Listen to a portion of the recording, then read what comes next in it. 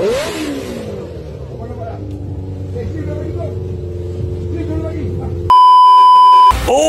guys, abang nak korang tengok video ni sekarang. Abang ni, dah. Kita dah mula dulu. Dah, tu. Kita dah pun dapat.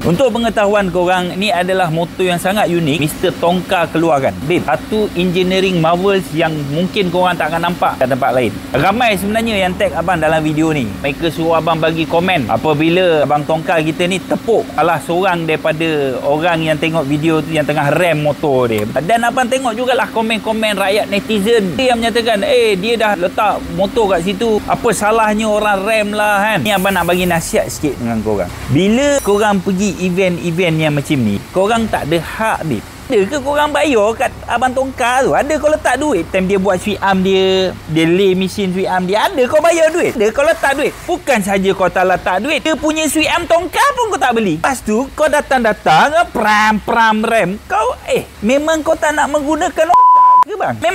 Memang betul abang Tonka letak motor dia dekat situ. Dia nak tunjuk kehebatan dia, man. Dia nak tunjuk dia punya engineering detail. Macam mana satu enjin 600cc diletakkan pada skuter NVX. Lepas tu dia start motor dia. Memanglah dia kena start motor dia. Kalau dia letak saja enjin tu dekat NVX, korang pula persoalkan, ni keluar duit beribu-ribu, motor tak boleh start. Korang juga yang akan persoalkan, dah dia start motor tu, kau pula pergi rem motor dia. Abang tak faham, itu motor kau ke? Ke kau Ben Larry Tonka? Main suka-suka hati kau je rem motor orang. Lainlah kalau kau kan berjalan, kau pergi jumpa dengan abang Tonka. Tonka, nama saya Ahmad Khan, ada follower 40,000. 40,000 ni nak dengar bunyi exhaust. Kalau dia benarkan, barulah kau boleh rem. Itu pun kau rem pada-pada lah. Pep.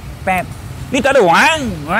Kalau pecah enjin tu, kau nak ganti ke? Memang tak lah. Memang kau buat bodoh, kau akan jalan dengan muka tegak ke, kau akan pergi tengok MotoGP. Orang tu nak tayang motor tu 3 hari. Hari pertama kau dah rosakkan motor dia, lagi 2 hari dia nak tayang apa benda kan? Sebab itulah guna common sense. Kau bayangkan abang ni jumpa dengan abang Larry tu. Abang jumpa dengan Tonka ni, abang jumpa bersemang dekat 10 minit. Cerita dengan dekat abang apa yang dia buat. Tahun lepas dia buat motor R1 tahun ni dia enjin RC kan. Kita dengan abang detail-detail macam mana dia mesin semua. Lepas tu dia start sendiri, dia rem sendiri. Abang tak ada pun saja-saja pergi Tonka, you pergi tepi lah, you tak tahu rem lah, bagi saya rem. Faham? Tak ada pun abang buat benda tu. Lepas tu ada pula komen, konon letak video kan.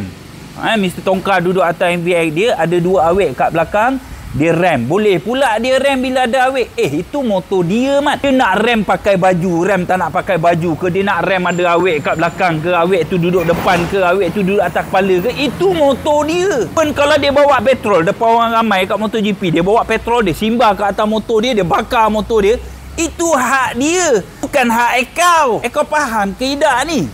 Memang korang tak nak menggunakan apa? Itu abang cakap dengan kau, Larry tu kira baik lagi tau. Kau pergi kuih je tangan dia, tepuk macam ni. Tepuk je, lepas tu suruh pakai otak, siap bagi high five, mak.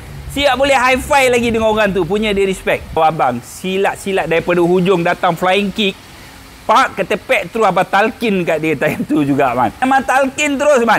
Ni betul-betul lah korang ni. Guys, hak orang jangan buat jadi macam hak korang sendiri. Faham tak? Harap video ni dapat memberi korang manfaat lah. Malas nak explain panjang-panjang benda ni. Malas. So abang harap korang faham lah apa yang abang cuba sampaikan. Okey? Apa-apa pun holiau meo cio mantap Pak Abu. Gunalah akal, empit otak tak kosong. Luncur. Assalamualaikum.